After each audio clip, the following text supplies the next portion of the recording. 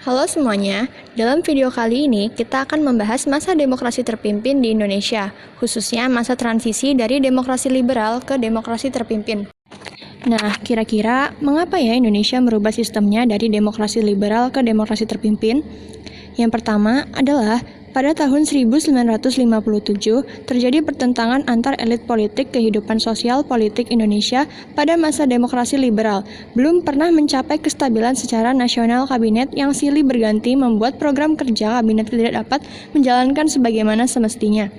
Partai politik sering bertentangan dan mementingkan kepentingan kelompok masing-masing di atas kepentingan bersama. Yang kedua, hasil pemilu tahun 1955 tidak memenuhi harapan rakyat. Padahal pemilu tahun 1955 dikenal sebagai pemilu yang paling demokratis.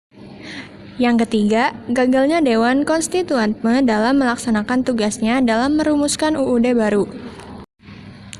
Yang keempat, Presiden Soekarno yang sejak awal tidak setuju akan adanya demokrasi liberal menjadi semakin kritis terhadap demokrasi liberal dan partai-partai.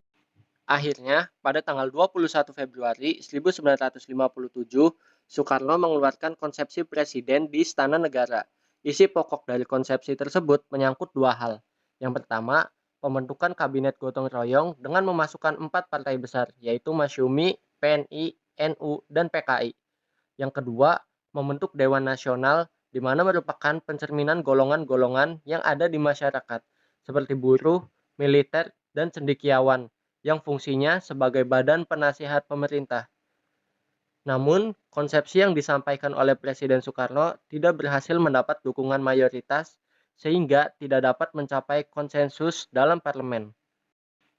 Sementara itu, Kabinet Ali Sastroamidjojo II sedang mengalami krisis karena banyak munculnya gerakan separatis di berbagai daerah. Dan pada tanggal 14 Maret 1957, Ali Sastroamidjojo mengembalikan mandatnya kepada presiden dan pada tanggal itu juga Soekarno mengumumkan bahwa negara dalam bahaya. Pada tanggal 9 April 1957 dibentuklah Kabinet Karya yang dipimpin oleh Insinyur Juanda yang isinya Kabinet Para Ahli atau Zakon Kabinet. Sementara itu, di sisi lain, Dewan Konstituante belum juga berhasil menyelesaikan tugasnya yang menimbulkan kecurigaan partai terhadap Dewan Konstituante dan kekecewaan rakyat.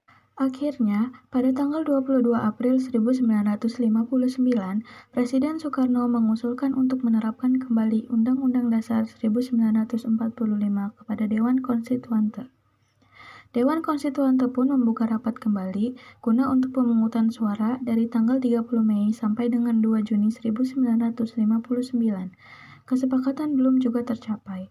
Dan pada 3 Juni 1959, Dewan Konstituante dinonaktifkan untuk selamanya.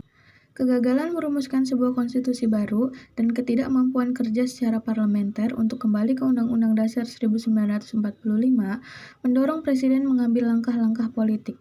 Akhirnya, pada hari Minggu tanggal 5 Juli 1959, tepat pukul 17.00, dalam suatu upacara resmi di Istana Negara, Presiden Soekarno mengeluarkan dekret presiden yang isinya adalah: yang pertama, membubarkan Dewan Konstituante.